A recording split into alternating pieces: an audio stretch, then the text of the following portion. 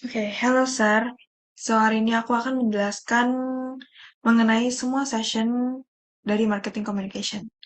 Oke, em, session pertama itu mengenai Introduction to Marketing Communication. Jadi, marketing harus melakukan aktivitas dengan membuat produk menarik agar penjualan meningkat.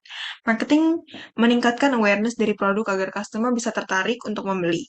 Terdapat dua konsep dari marketing as an exchange. Pertama adalah market atau transactional exchange yang membuat customer bisa beralih dari produk A ke produk B. Kedua merupakan relational atau collaborative exchange yang menjelaskan mengenai strategi supportive relationship yang menghubungkan sesuatu agar penjualan meningkat. Setiap brand harus tahu apa yang dibutuhkan dari customer. Brand juga harus tahu apa yang sedang happening dan juga memperhatikan culture dari wilayah di mana mereka menjual produknya. Untuk selanjutnya itu di session 2 kita membahas mengenai communication theory in Marcom context.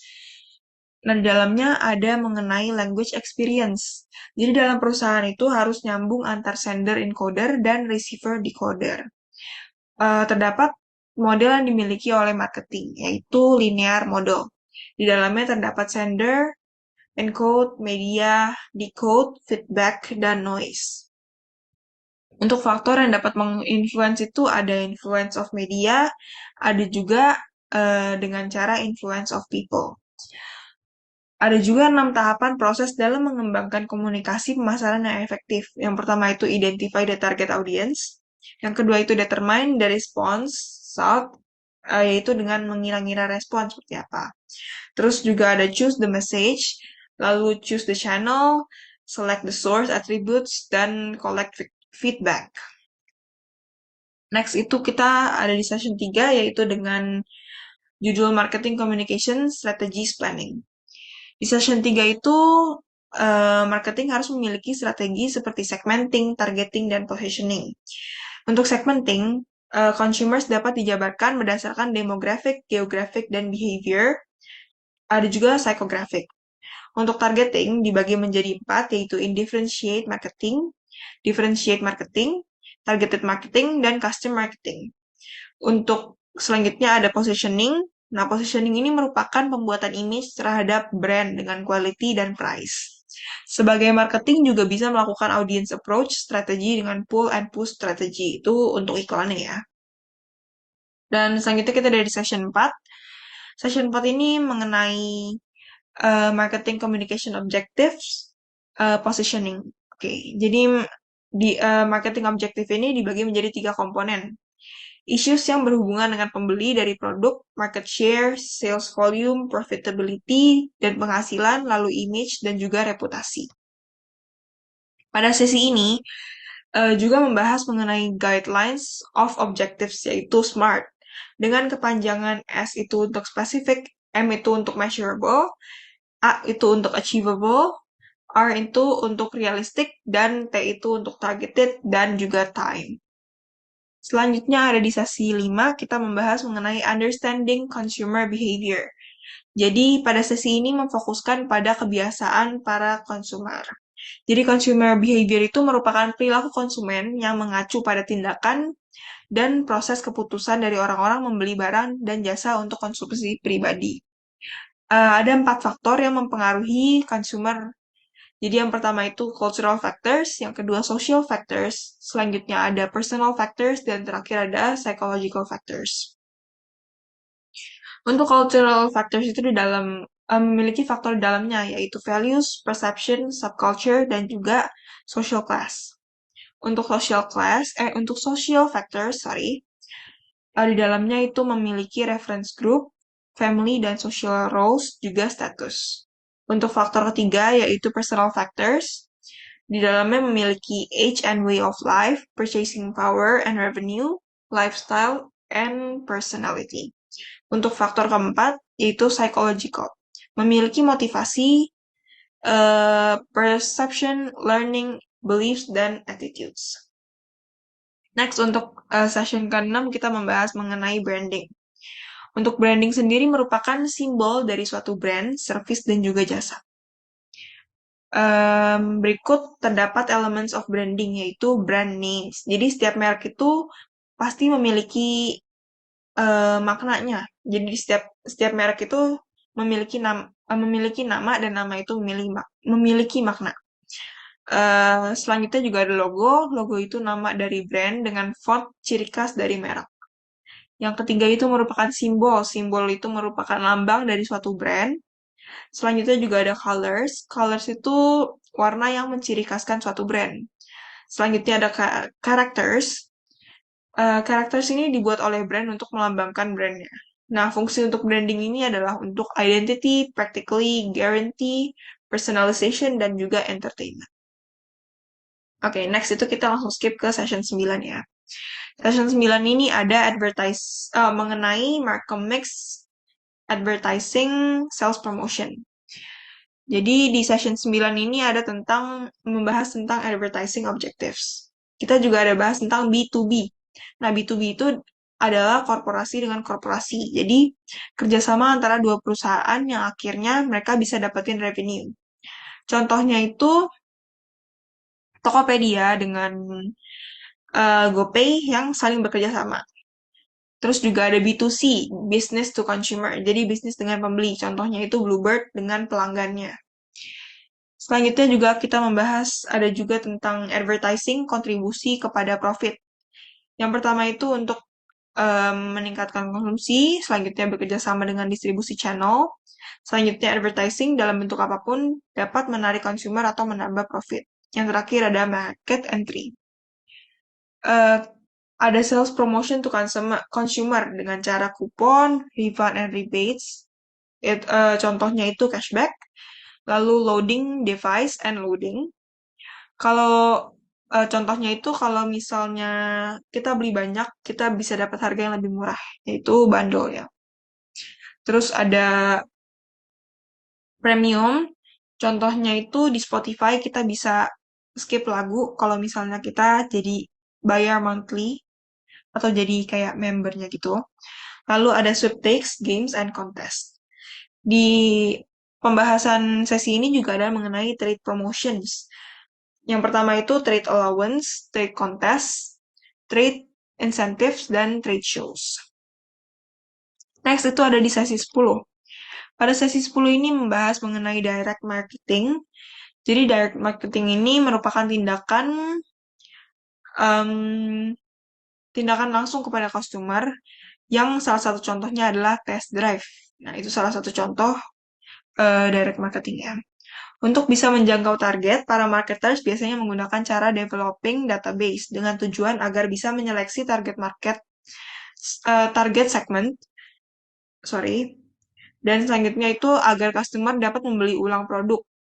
Lalu juga bisa dengan developing database ini kita bisa melihat lifestyle customer dari hasil data yang kita kumpulkan.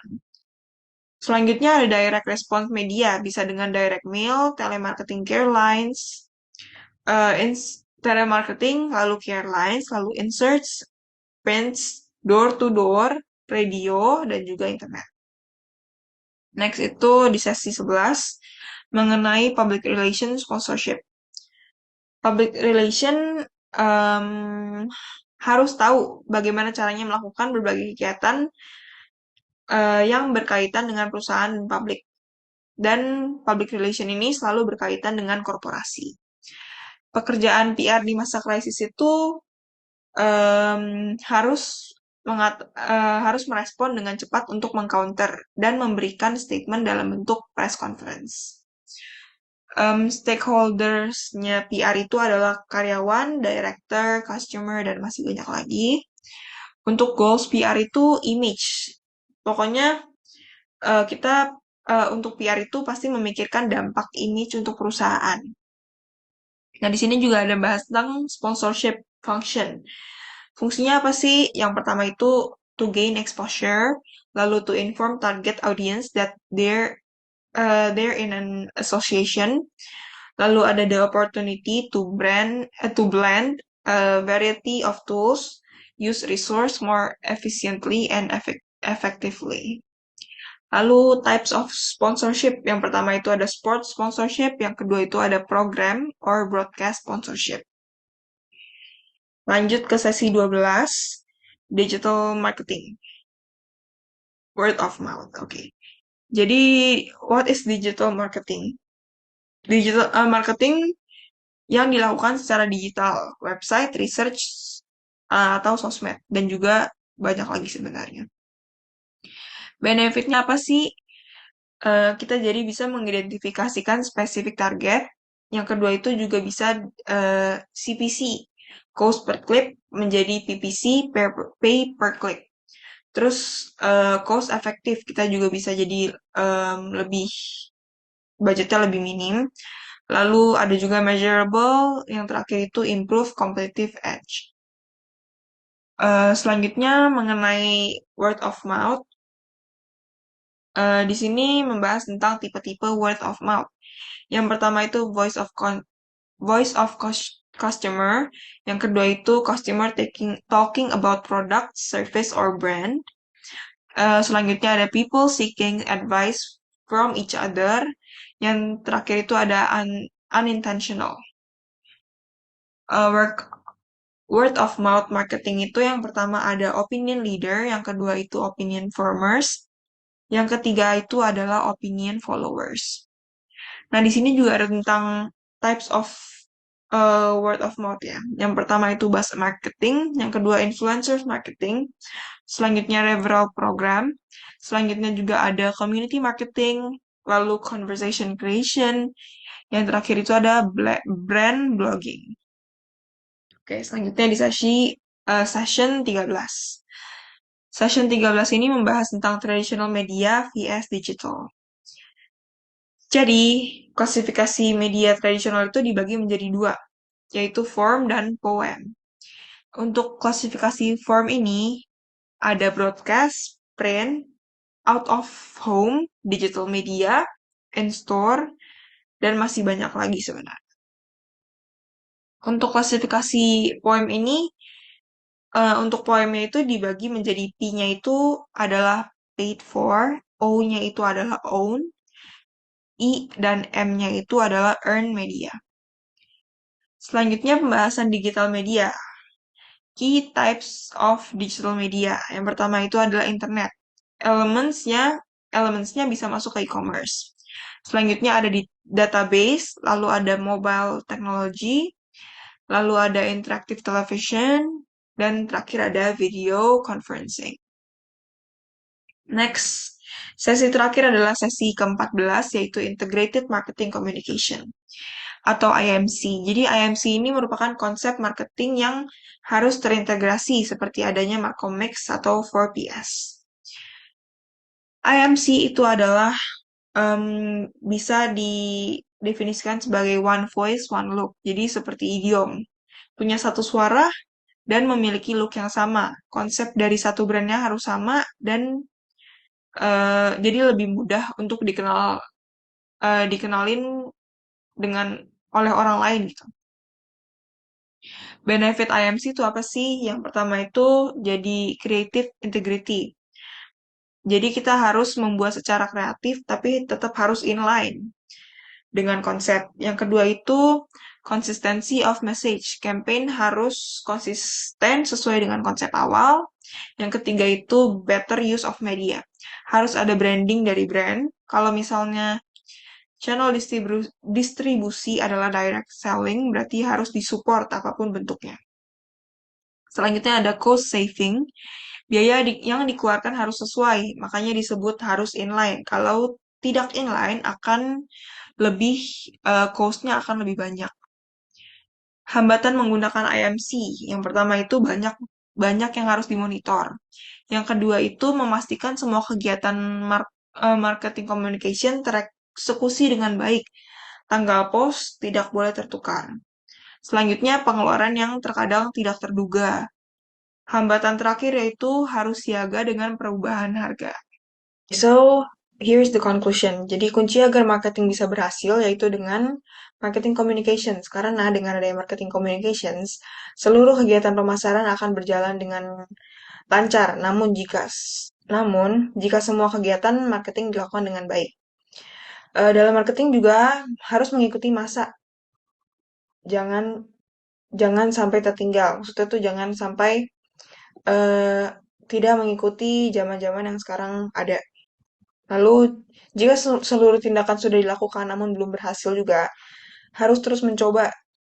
Terus harus juga menginovasikan agar menemukan apa yang brand kamu cocok. Okay, so that's all from my presentation. Thank you, sir, for your attention.